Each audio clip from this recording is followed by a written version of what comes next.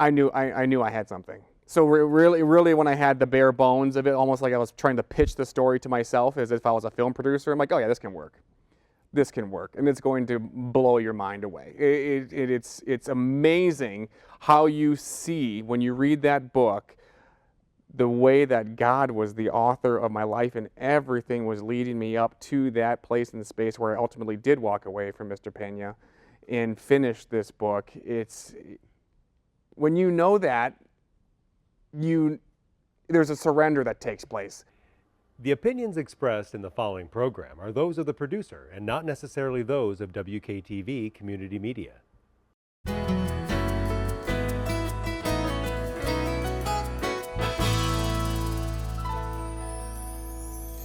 Hello, West Michigan. This is Grand Tap Media Business TV. My name is Pamela Keim, your host. The spirit of the show is to introduce West Michigan to all the businesses, nonprofits, individuals that can help us thrive in our lives.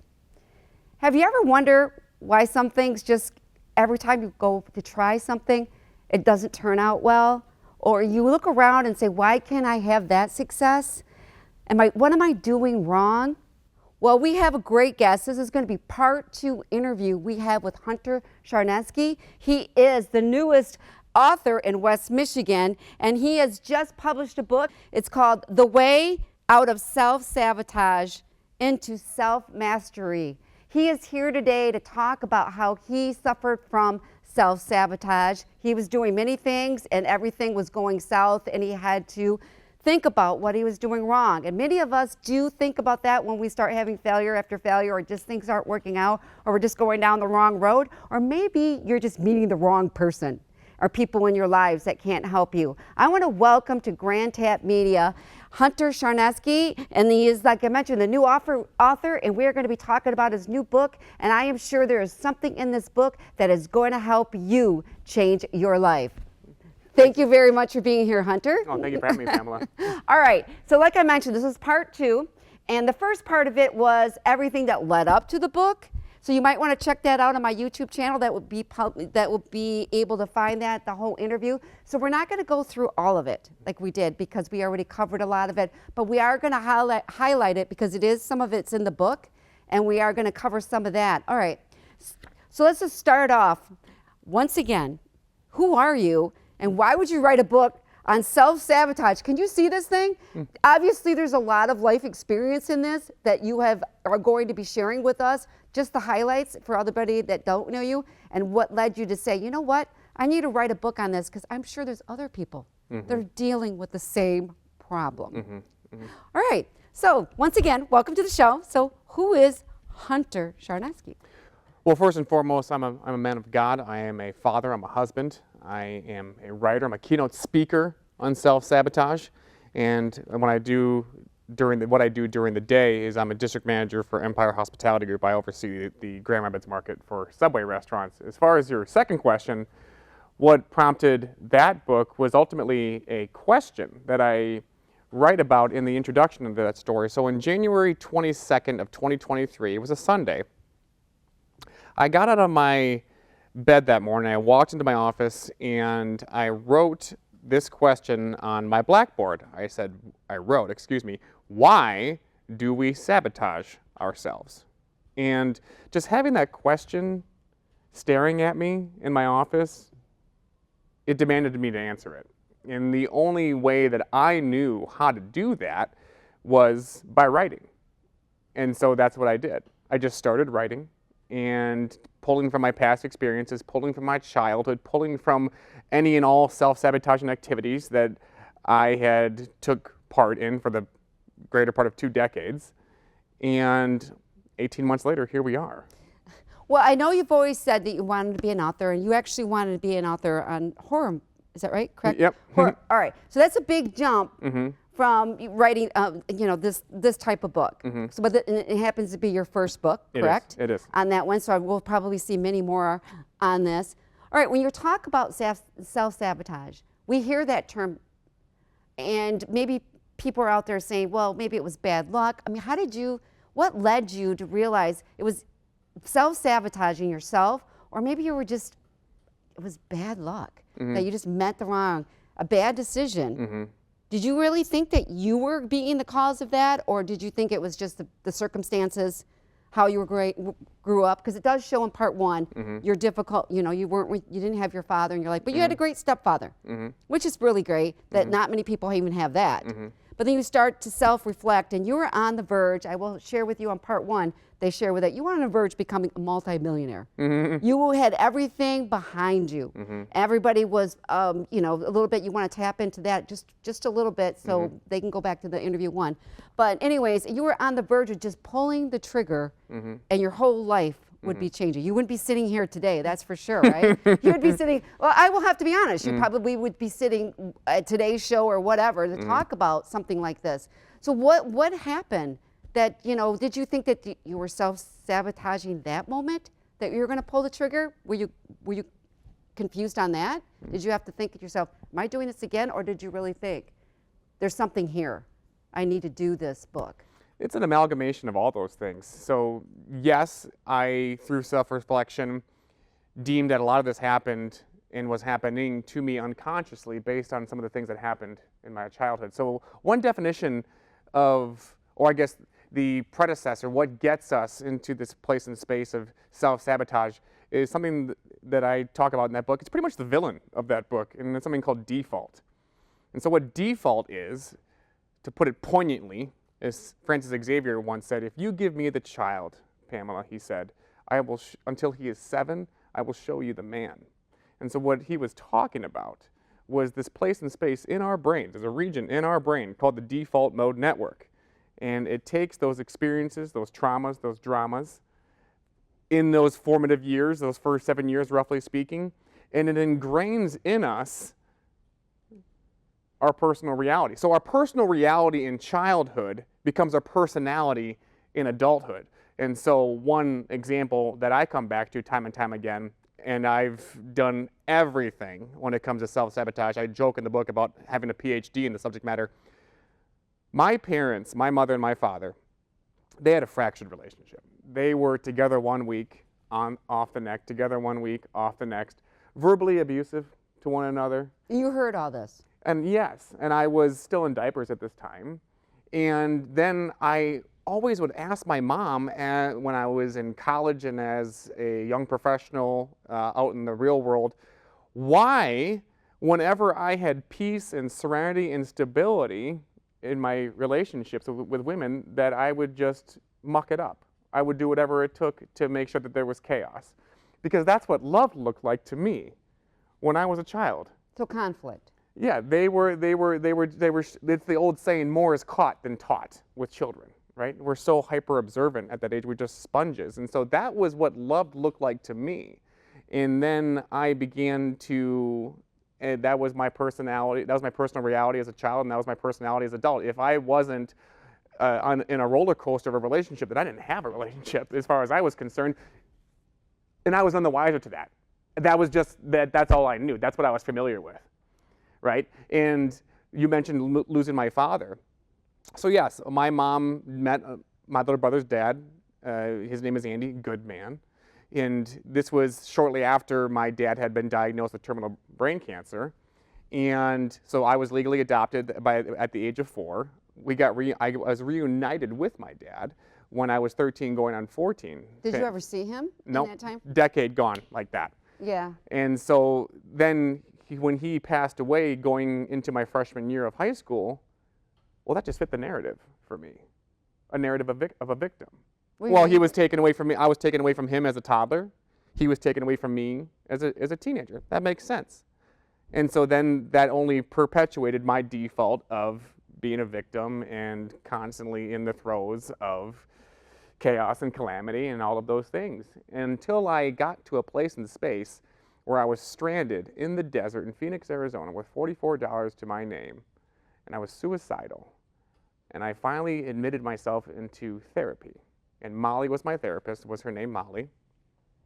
And we did everything. We did talk therapy, we did cognitive behavioral therapy, we did EMDR.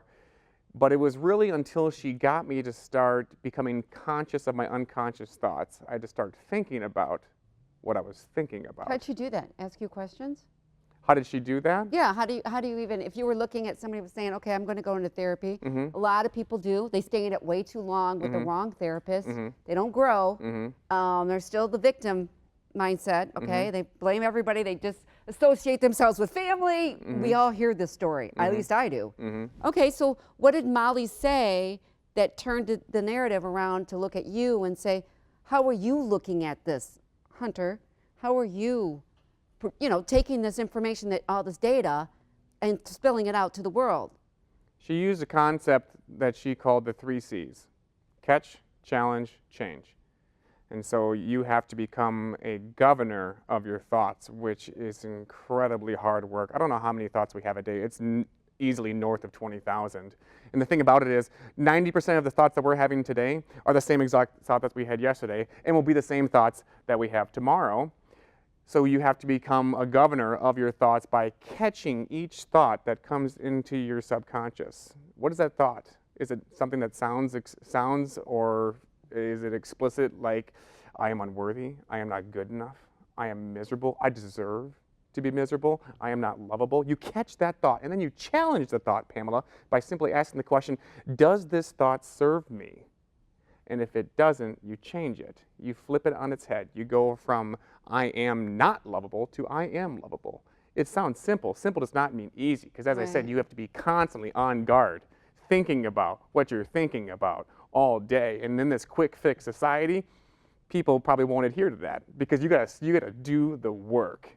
And you have to be constantly, as I said, on guard, thinking about what you're thinking about. And if you do that day after day, you begin to change your story.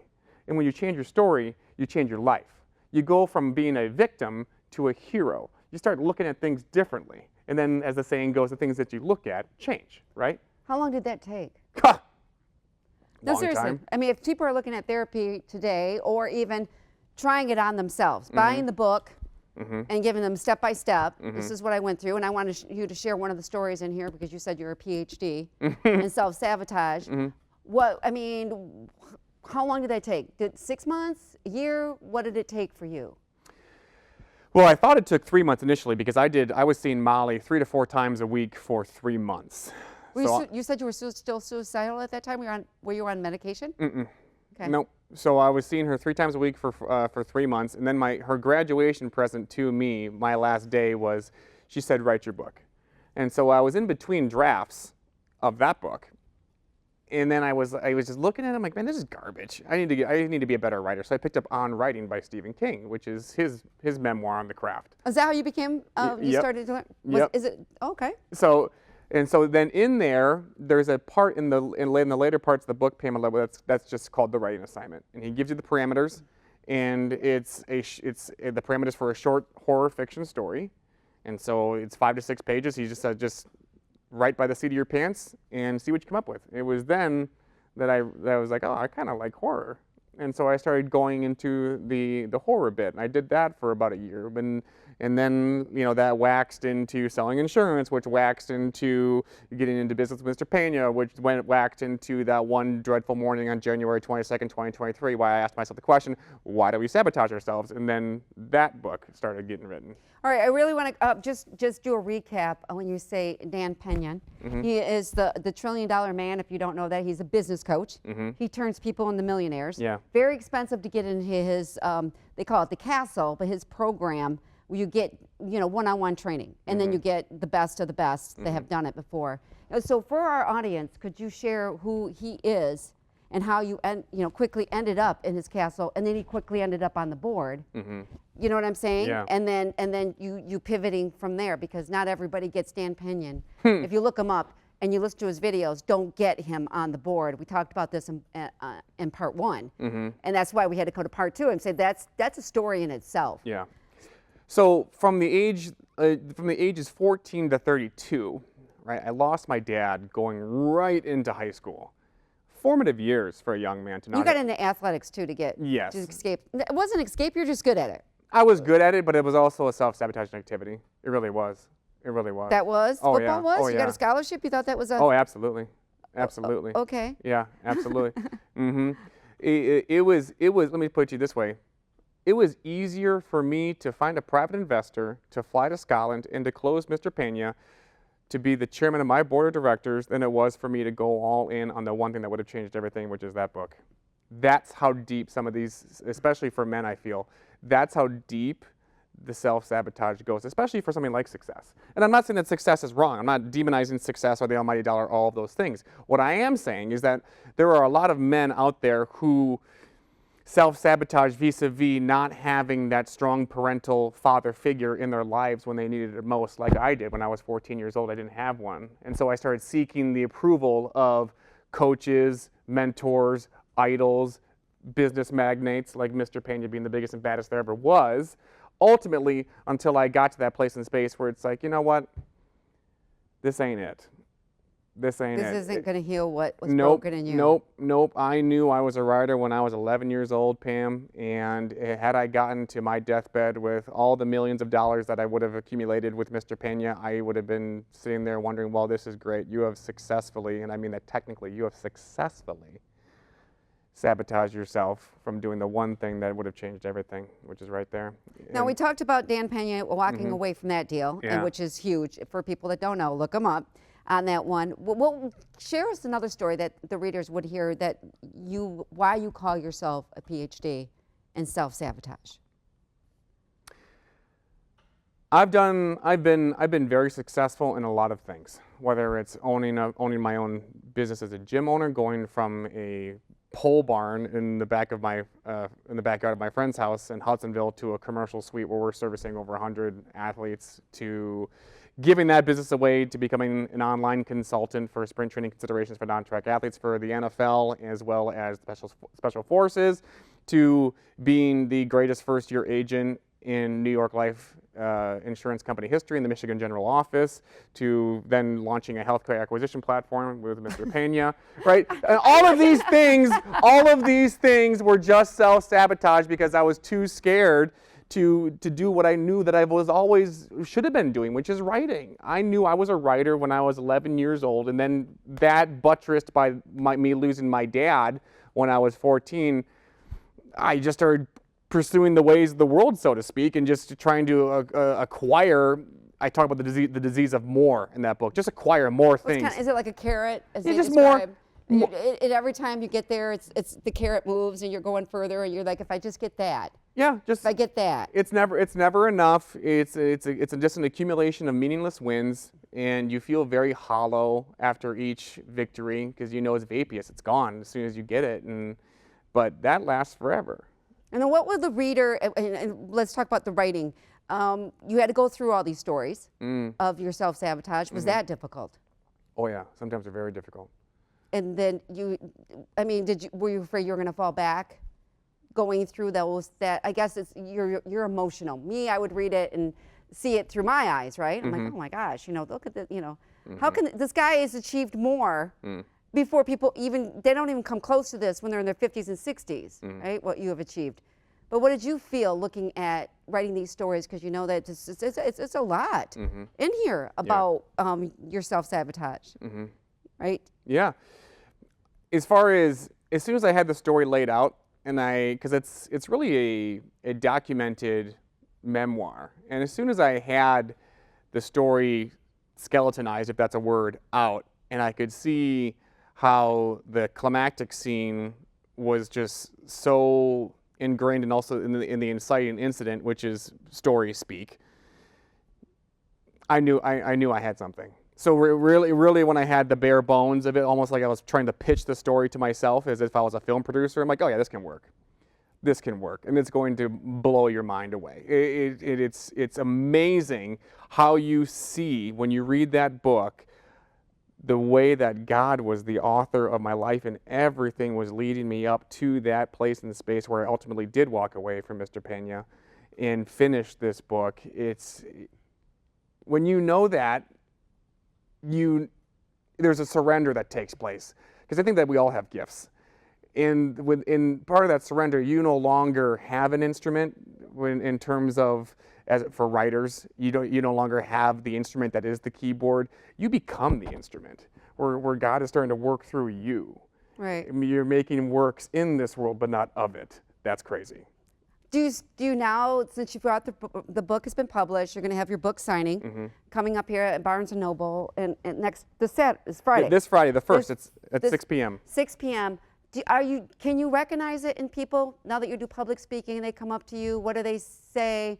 You know, because I've heard them even in our Toastmasters club. Hey, I read, you know, I couldn't believe some of the stuff that it was in the book. You know, and this is just a small club. When you're talking in front of an audience and you're talking in churches now, I mean, what are you getting when people come up to you? It's you know, what are they getting the most in some of the book that when they're reading it? That's just pivoting their life, saying, yeah, I was doing the same thing.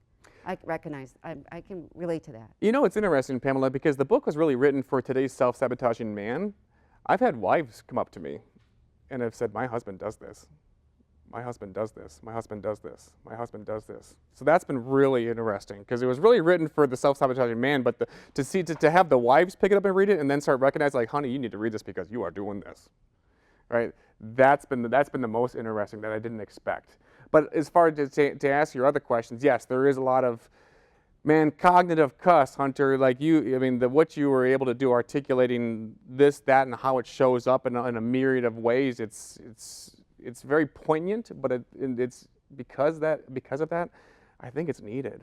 Yeah, and I think that as I grew up with both my parents, and so when I interview people that didn't or have struggled with theirs, and you understand a person that struggles with their father, or they're not in their lives, or they just were never around. There's, you know, they could be in the house but not be there. If that makes sense. But now you're seeing when you go out there and people saying, yeah, you know, I want their dad may be alive, right? You lost yours, and I'm sorry about that.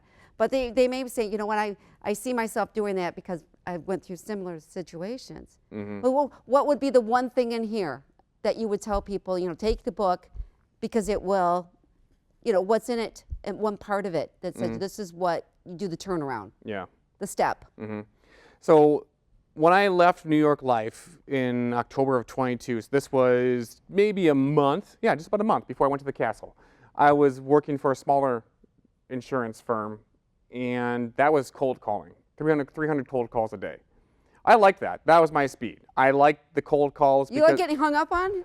I like the short sales cycle. So when you said closing somebody then and there on the phone, that's a thrill for me. Does that really work? Oh yeah. Because Dan Pinion said you make 300. He goes, maybe now today, maybe it's up to 500. But back in the day, 10 years ago, it was 300. Yeah. Is it still the 300 cold calls a day, getting somebody to turn a no into a yes? It's just such a thrill, such a thrill. Anyways, I called up this gentleman right out of Chicago, Illinois, from my leads list. His name was Leotha Jones, and he told me that he wanted a universal life insurance policy. Now, for those who don't know all the ins and outs of life insurance, there's 3 types: term, universal, whole life.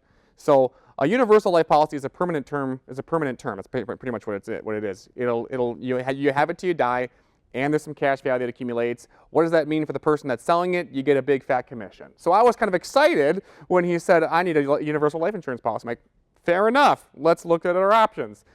And then we started talking for about 6 hours, and that is not an exaggeration. 6 hours I started talking to this guy, Pamela, and I'm sorry, I'm just compelled to tell him all the things that I want to do, all the people that I want to help, all of the books I want to write, all of the people I want to speak to. And he said one thing that I never forget. It makes my skin pop with goose flesh as I say it. Put God first, or you will lose everything. Total stranger told me that on the phone. Were you a Christian at the time? Yes, I was. And I'd always believed in him, but I had never gotten to know him. There's a yawning chasm between believing in somebody and building a relationship with him. Yeah, that is, being your friend, Yeah. as opposed to just, he's up there, Yeah. and you talk to air. He's not some celestial butler that you talk to before you go to bed at night. Right, okay, yeah. So that part, that's step one in getting out of self-sabotage and into self-mastery, is putting him first. And for me, it's very simple. I spend an hour with him every morning. I take notes for whatever Bible passage I'm reading, and Back to that. I come back to it the next day because I'm up at 5, and so I forget what I wrote. And it's so interesting because more often than not, Pamela, the things that I wrote down that day happen, and that goes back to us being the instrument, Right. right? When we Yeah. spend time with him. Yeah. And that ultimately becomes the guide for your life, right? Because victims do it alone. Victims self-sabotage. Right. Harry Potter, Katniss Everdeen, Obi-Wan, or Luke Skywalker, what? They had Hagrid, they had Haymitch, they had Obi-Wan. It's the same thing in movies, right? The hero always has a guide. Yes. And- Well, a and- guide out of their own wrong thinking. Yes, and what better And- guide for the story of our lives than God, Right. right? All right, for our audience, to finish this interview, is there anything that you'd like to cover that we didn't cover? Part two, or step two of that would be to go all in on your gift. Everybody here has a gift. Mine happens to be words, writing and speaking. Yours could be pottery, yours could be poetry. It doesn't matter. God gave you a gift. What are you doing with it? And I think that our soul starts to feel an error when we're not spending time with that. We have a gift. What are you doing with it? And for those that I don't know what my gift is because they've been in jobs they don't like, but even people that are attorneys out there, I always say, it's not what I really want to do, but I grew up and I thought it was the best path to success. I thought it looked prestigious because I watched LA Law, all those movies on TV and shows that they watch, and then they realize it doesn't give them what they want. What advice could you give quickly to our audience of finding what you're good at? What's the first step? Hunt? What's the Your first relationship step? with God. So if you put him first, then he'll make your path straight. He'll reveal it to you if you truly don't know. If you truly don't know. I think that I think we at least have an inkling. But if you don't know what your gift is, the steps are in order for a reason. The steps are in order to get you through that and then give you, and everybody's relationship with God is different, and you got to find your own path. Right. Because we're all individuals. We're all one, we're all different souls, even though we're all one. We're all different souls. And we were meant to come here, I believe, each of us have a light in us that meant to attract what we need. And when you see it in people, and that's why we're very attracted to, this is an example, like the athletes and the rock star, because they are on stage. They're doing what was given to them, and they're just sometimes you're just like, you wish you could be that. Yeah. But you don't have any voice. You're not a good singer. So once you find that out, when people come up to you and say, you did that very naturally. You did that. You're on to something. Right. You're on to something. And it gets you closer to, I did do that well. Like you're a very good speaker. And you do speaking gigs, and you are good at Toastmasters. And I think you attract people that want that ability too. Yes. Yes. Yes. Yes. So it's not like I want to take it from you. I want to be around somebody that has it, so I can get a little of that energy and courage. Yes. That I can step up there. I'm like, I'm not Hunter up at Toastmasters. If you don't look that up, it's a public speaking forum and at leadership. But I can go up there and be my best I can. But as long as you're standing there by me or looking at me, I can see you up there. Yeah. And I said, I can do this too, and I just have to find my own style. Yes. Does that make sense? Yes, it's like the meme with I gave a speech on about this. Yes. It's like the meme with the caterpillar and the butterfly. The caterpillar is saying to the butterfly, "You've changed," and the butterfly is saying, "We're supposed to." That's the positive ripple effect that you're talking about. When people start to see you glowing because you've put God first, you're going all in your gift, and you're running your race, which is step 3. They're gonna want a fraction of the action. They're gonna want to slice the rice. They're gonna want what you've got. Yeah. And they're going to start asking questions, and then that opens the door. And I always tell people, I don't want to take it away from you. I want you to give me that kind of courage and energy so I can do what I need to do. All right, so where can they find the book, The Way Out of Self-Sabotage into Self-Mastery? So it's in 4 different formats on Amazon: audiobook, ebook, paperback, and hardcover. I want to thank Hunter Charneski for being here in the book. I look forward to reading it. I wish you all the success. Thank you. And you are the next author, and you are our author in West Michigan. That's just hot off the press. So take care, everyone. You have a fabulous day. We'll catch you next time. Please like and subscribe and tell everybody about the book. See you later.